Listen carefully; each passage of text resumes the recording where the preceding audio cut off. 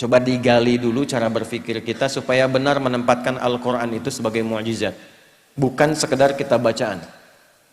Ini bedanya nanti dengan bacaan-bacaan biasa dan juga dengan kitab-kitab suci sebelumnya. Ingat, ada yang hanya sekedar wahyu memberikan penguatan tauhid, ada yang menjadi kurikulum hidup. Nah, Al-Quran ini bukan sekedar wahyu yang mengkonfirmasi keimanan kita, tapi di saat yang bersamaan menjadi kurikulum kehidupan kita sampai kita menghadap Allah Subhanahu wa taala. Itu ada di Quran surah kedua Al-Baqarah di ayat ke-185. Saking istimewa dan tingginya dipilihkan di malam terbaik, di hari terbaik, di bulan terbaik, oleh malaikat terbaik kepada rasul terbaik. Malamnya saking pentingnya, suasana di malam itu dinaikkan semua jenis kebaikan sehingga amal soleh pun naik lebih dari 1000 bulan pahalanya. Itu nanti ada di Quran surah ke-97. Inna anzalnahu fi lailatul qadr. Tuh, kenapa pakai lailah tidak pakai lail?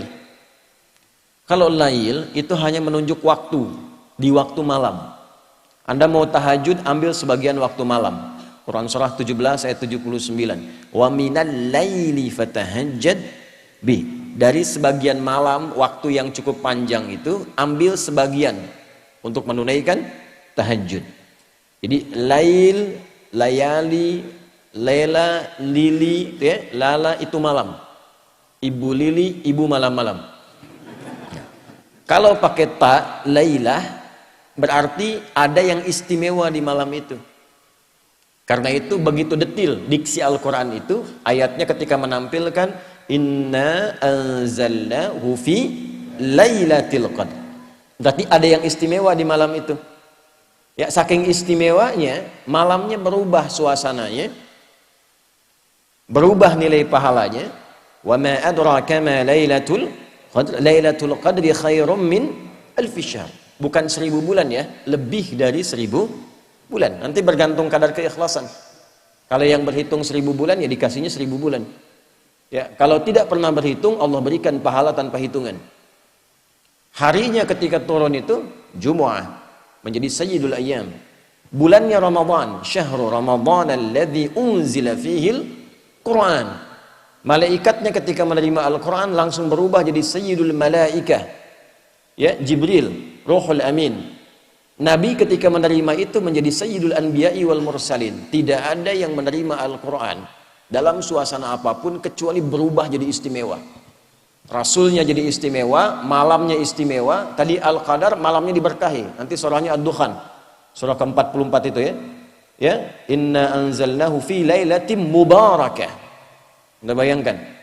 Kemudian turun di Mekah. Nah, ini yang mau saya tunjukkan keistimewaannya. Mekah itu jangan dibayangkan saat ini yang ramai, maju, banyak hotelnya dan sebagainya. Ini saya ilustrasikan ya Bu Pak. Ini kanan, ini di kiri ini. Ini tisu biarkan saja. Ini lembah. Ya, ini lembahnya nih. Lembah ini kalau kita membaca dari segi sejarah, peta-peta masa lalu, itu tidak akan pernah keluar dari keterangan Al-Quran. Biwadin ghairi dhi zara'in inda baitikal muharram. Tanahnya tandus, batuannya pekat, tumbuhan jarang tumbuh. Terisolasi keadaannya. Di situ ada yang mulia. Kalaulah tidak ada kemuliaan, al-bait, baitullah, kalau nggak ada Ka'bah ini selesai. Diliputi oleh padang pasir, Sahara yang luas. Ini diapit oleh dua kekuatan besar. Di sini ada Romawi dengan imperiumnya. Ya, saking dahsyatnya Romawi, kalau Bapak Ibu nanti ada sempat waktu mengunjungi, itu terbentang Mediterania, ada laut besar Mediterania dari Italia ke Libya, Tunisia sampai ke Turki itu sampai sekarang arsitektur bangunannya peninggalan Romawi masih ada. Saya pernah cukup lama di Tripoli di Libya. Saya kunjungi daerah namanya Leptis Magna. Itu sampai sekarang kolosiumnya, beberapa bangunannya, pondasinya masih ada sampai sekarang untuk menunjukkan betapa dahsyatnya kekuatan Romawi masa itu. Punya peradaban, punya kekuatan. samping kirinya Persia, Pak. Punya kekaisaran. Ini kan Al-Manar, ya, sifatnya kan manarah. Manarah itu apa? Menara. Menara itu apa? Itu dulu puncak salah satu nilai spiritual tertinggi Persia. Karena ketika mereka mau menyembah, menempatkan api di atas menara.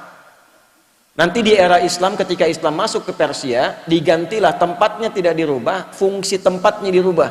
Diganti sebagai tempat azan, untuk menunjukkan bahwa setiap tempat penyembahan itu diarahkan kemudian kepada Allah Subhanahu wa Ta'ala.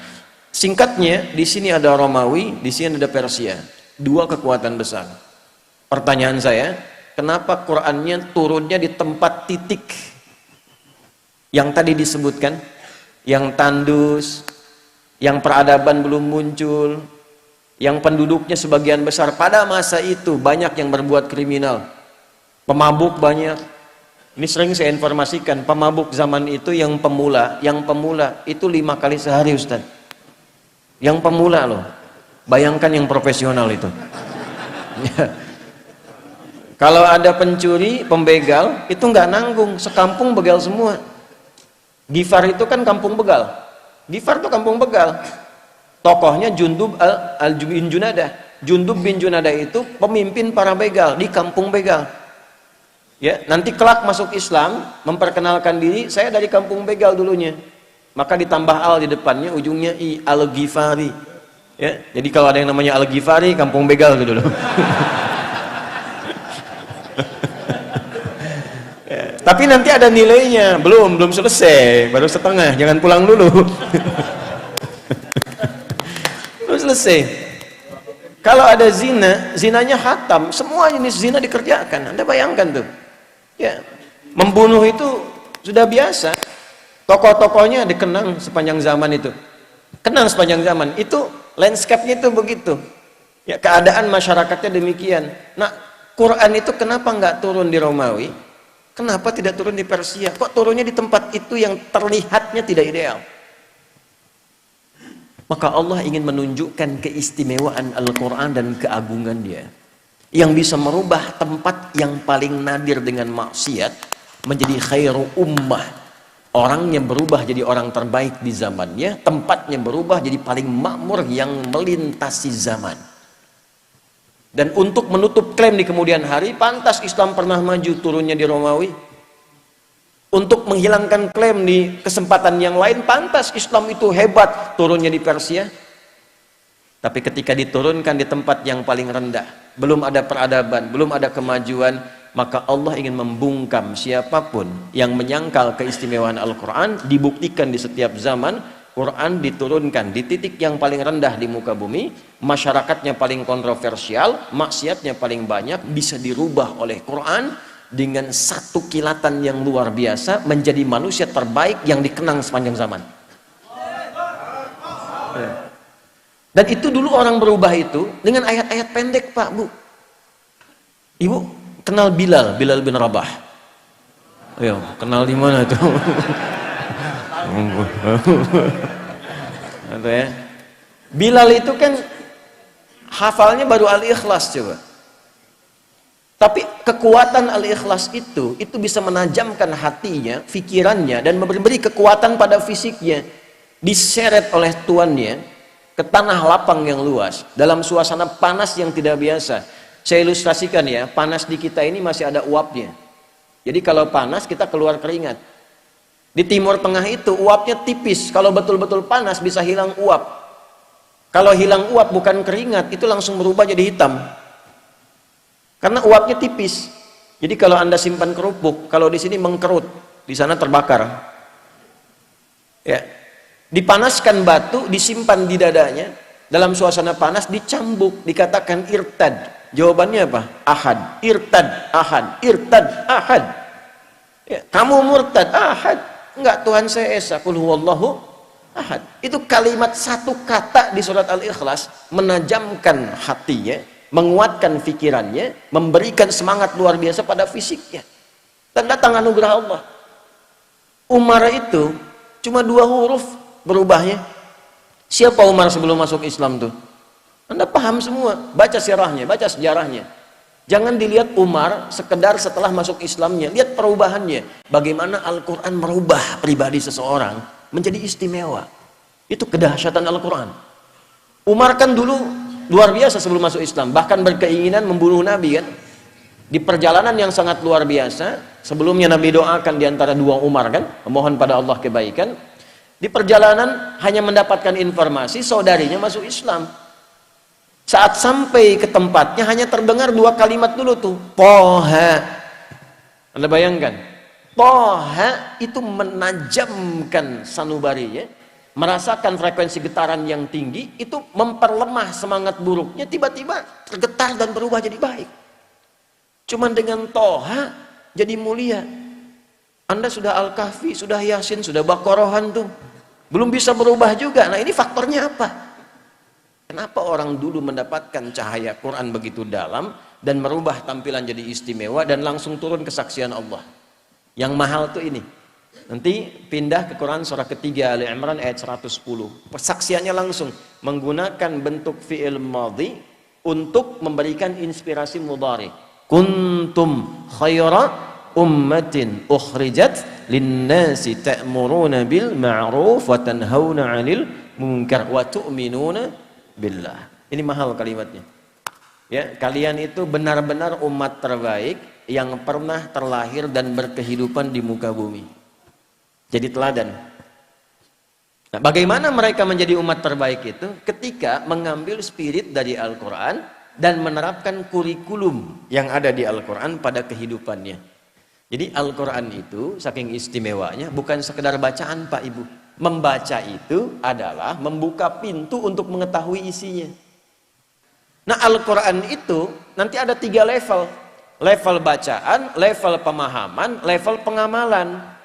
Saat membaca itu untuk tahu isinya, untuk dipahami.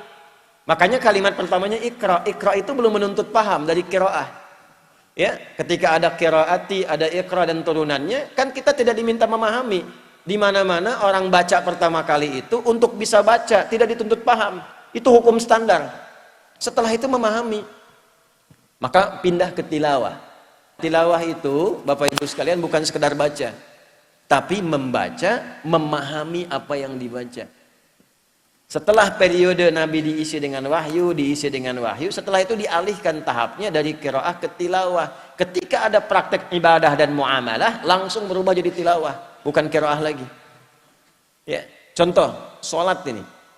Sholat itu ketika ayatnya turun berupa perintah penunaian, itu iringan kalimatnya bukan qiraah lagi, tapi tilawah.